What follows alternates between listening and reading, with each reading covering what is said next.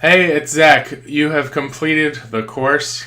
I'm very proud of you. You're going to do great in search. I just want to take this time to answer some of the common questions that I hear quite often.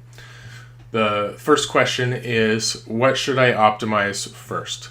So there's a lot of recipes, and I did put them in the order that you should complete them. But if you get a general question about what to do first, I have an easy answer for that. And that is to target your most high profile pages at the beginning. So your home page is critically important, your main galleries, your first impression post. All of those things you would want keywords to be relevant so that Google can consider you for ranking. So always start with those pages first. I also would consider creating a new page about the one thing that you want to rank for. So let's say it's a wedding venue that's been hard to tap. It could be a specific niche or a suburb in your area. Go out and create a page that's not only well optimized but very comprehensive. So in the past you've probably focused on creating single session pages. If you want to rank in search and somebody did find you for a search, like on a local venue, you would want that to be really comprehensive and show all the types of things that you do. So create a new post with the title focused around the most important thing for you and start from there. That said, that's what to do on your regular website. Now we know from the recipes that keywords on the page are only they're only the first ingredient of ranking well. You still have to get a lot of PR from other sites to move that page up the ranks on that topic. So the most important thing you can do is to build links, and you want to start that very early. So since changing keywords on your main pages is quick, I do that first and then immediately move into getting lots of links to your site. Now, how long is it going to take to see changes once you've done some optimization? Depending on how frequently you update your site and if you have a site map and all those things, that depends on how often Google is going to come check out your stuff.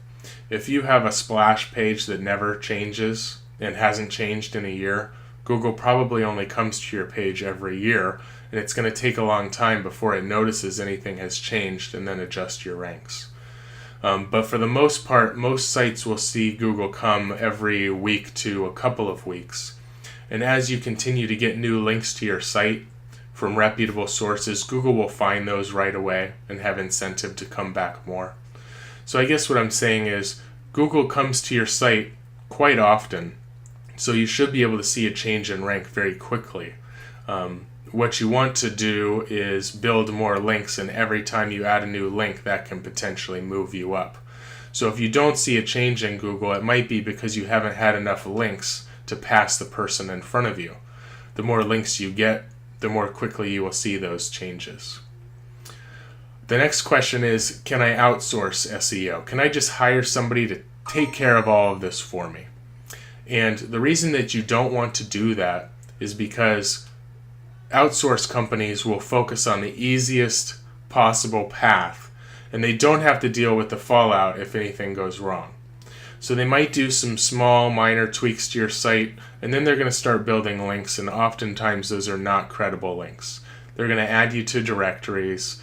They might farm out some links in India or overseas, and all of that can penalize you quite greatly in the long run. It's very hard to find and correct those after the damage has been done.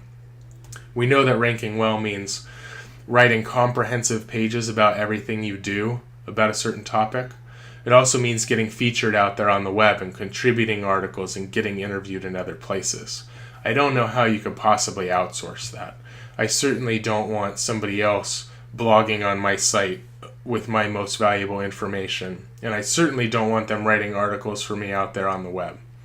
So for that reason, you should be able to optimize on your own without outsourcing. That's going to be the most effective way and the best for your own branding. The next question is, are some website templates better for SEO?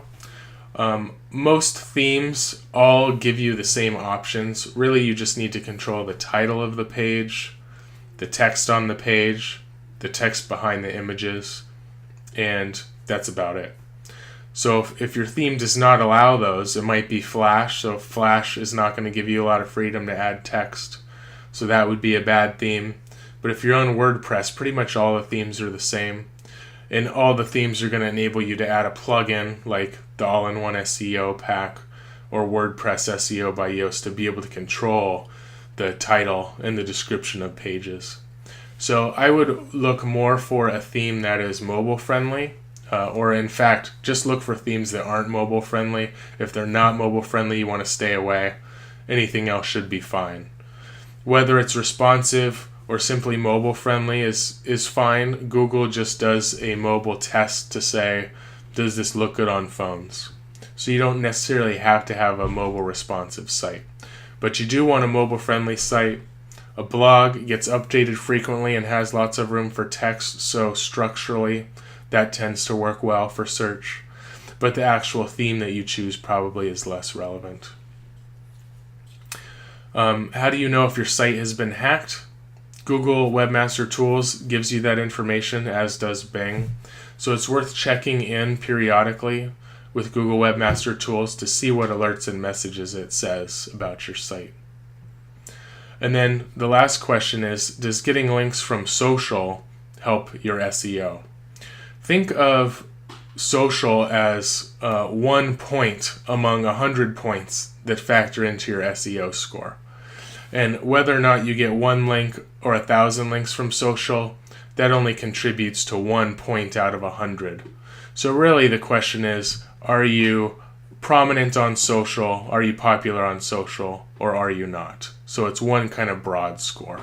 An individual link from Facebook today is not going to bump your rank. Really, it's looking at the overall landscape of your social activity. How many followers do you have? How many likes, how many comments, how engaging are your posts? And all that factors down to 1 score. And Google can make all those connections based on your Google Plus profile or your My Business profile, where you have listed all your social networks. So I hope that answers some of your questions. If you have any more questions, feel free to comment right below this video, and I'll get back to you with answers right away. Thanks.